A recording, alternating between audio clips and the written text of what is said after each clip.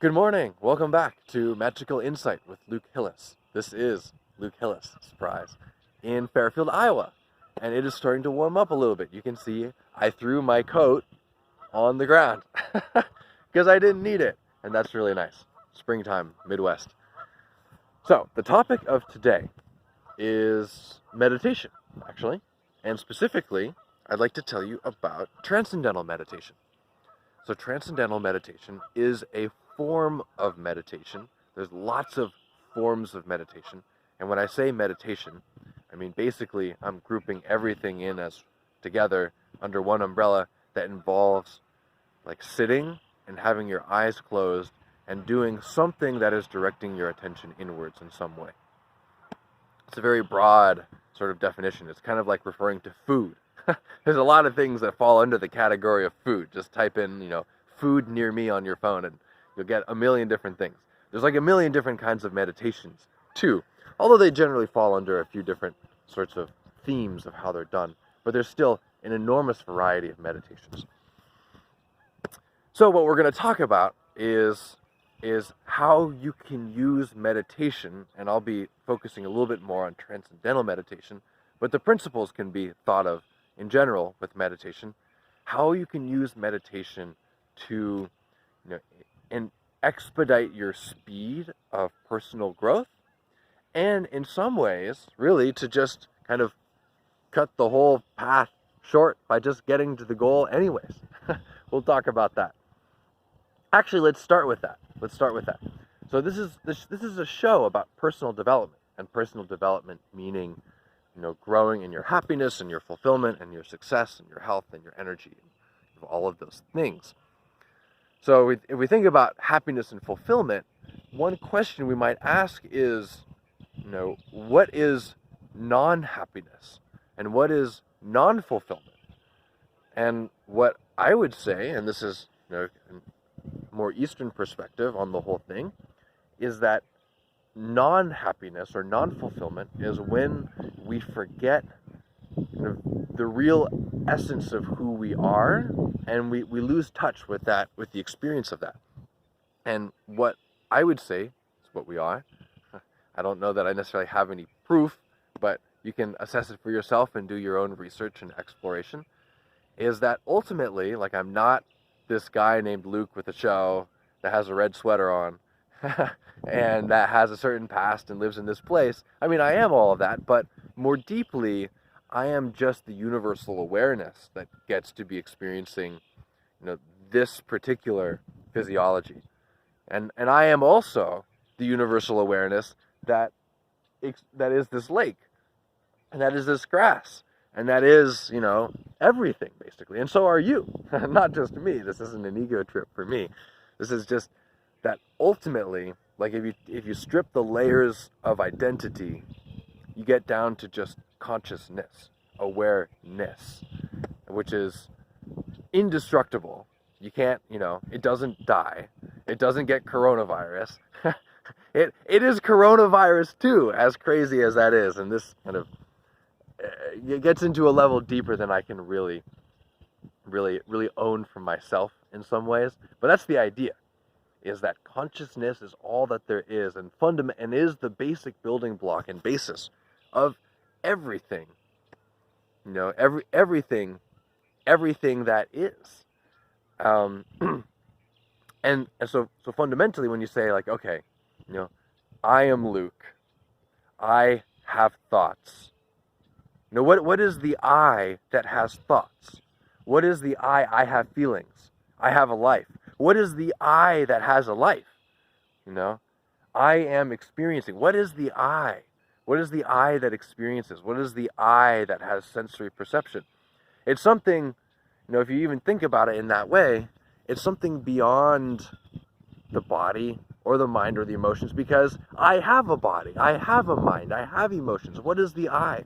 And what I'm touting here is that the I is the awareness value itself, which is universal, which is the same awareness that is you at the deepest level, and that is everything else at the deepest level.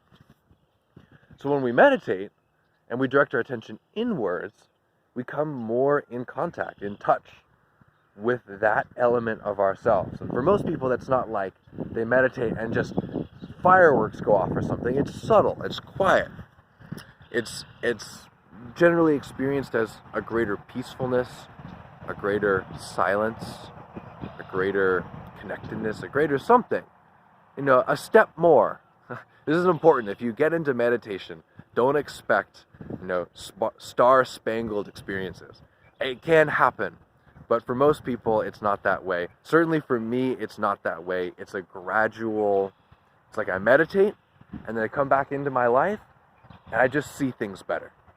I see things from a greater state of peace. I see things from a greater state of clarity. And that to me is the expression of becoming more and more identified with my, what we call the small self. That's like the Luke right here, the personality, with the big self, which is the universal self that we all are. So as my small self, I hope that terminology sounds right, as my personality, we can say, self, becomes more in alignment with my universal self, then I take on the qualities of the universal self in my daily life, like being happy and being free and being worry-free and believing in possibilities, seeing the possibilities in things, being optimistic, being peaceful, all of that. Okay, so let me tie this back up. So we're talking about meditation and getting to the goal of all personal development. So in personal development, we're seeking that, greater fulfillment, greater success.